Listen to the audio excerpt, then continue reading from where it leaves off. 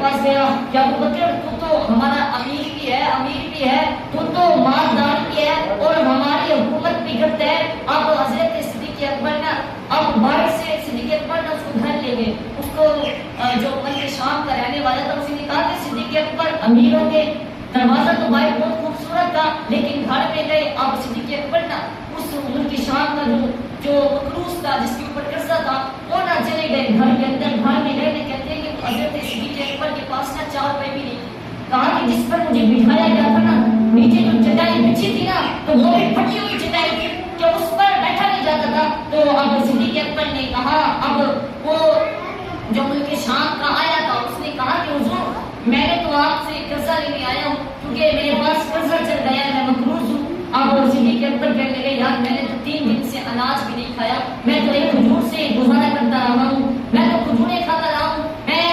3 दिन हो गए मैंने अनाज नहीं खाया, मैंने रोटी नहीं खाई। अब सिद्दीक़ अकबर ने कहा, अब वो सफीर कहने लगा, वो जो मकरूज था वो कहने लगा कि हुजूर आप मैं क्या करूँ? तो अब सिद्दीक़ अकबर ने कहा मैं तुझे बताता हूँ ना, चला जा उस्मान के पास, वो तुझे ऐसा नवाजेंगे कि कभी किसी ने तुझे नवाजा भी नहीं होगा। अब सिद्दीक़ अकबर ने कहा जा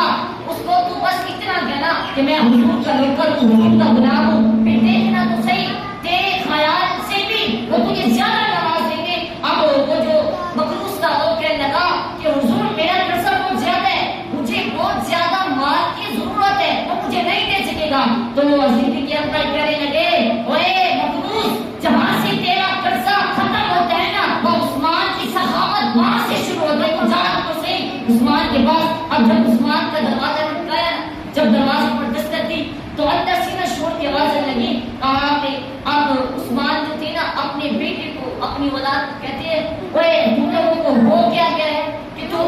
2 चीजें मीठी खा रहे हो, एक तो दूध मीठा फिर उसके अंदर शहद भी मिलाकर तुम पी रहे हो, क्या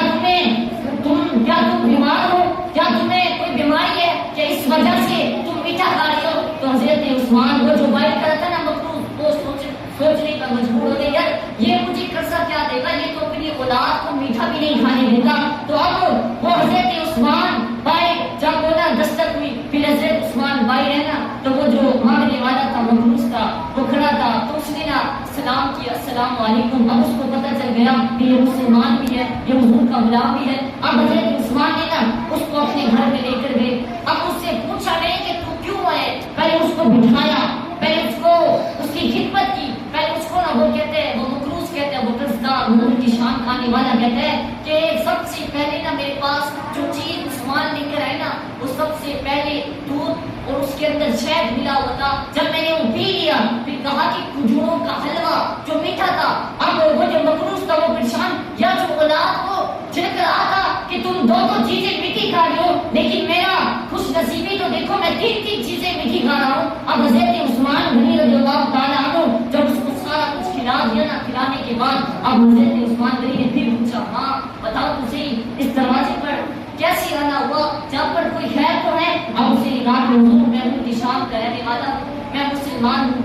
मैंने तिजारत की थी, कारोबारी को मसला हो गया था और मैं मकरूज हो गया हूँ। अब उसने बताया नहीं कि मुझे इतने पैसे चाहिए बल्कि आपने ना वो मकरूज कहता है कि ना मैं उसने एक आवाज दी, कहा कि एक गुलाम को बुलाया और वो ना एक ऊँट लेकर आया जिसके अंदर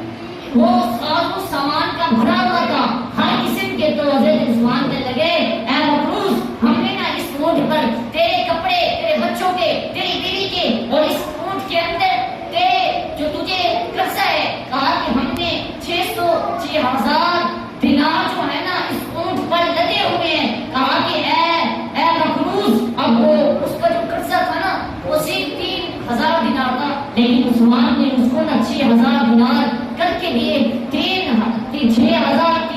कर्जा है लेकिन 6,000 मुझा दिए और कहा फिर उसको कपड़े भी दिए। अब वो मकरूज के लगा हुजूर अब ये ऊँट कौन वापस करने आएगा, ये तो ऊँट मैं लेकर तो जाऊंगा लेकिन इसको वापस करने कौन आएगा? अब उस्मान कहने लगा वो यार वापस करने के लिए किसने दिया है तुझे, तो ये मैंने तोहफा दे दिया है, ये तू ले जा। अब उस्मान ने उसको सब कुछ दिया, मकरूज को कर्ज की हाजत थी उसको डबल करके दिया और उसके कपड़े और उसके बच्चों के सर पे उसके अखराजात दिए। फिर जब वो कहते हैं ना जो मकरूज था ना वो अपना जबरूट लेकर ना दरवाजे पर पहुंचा, फिर ना कहने लगा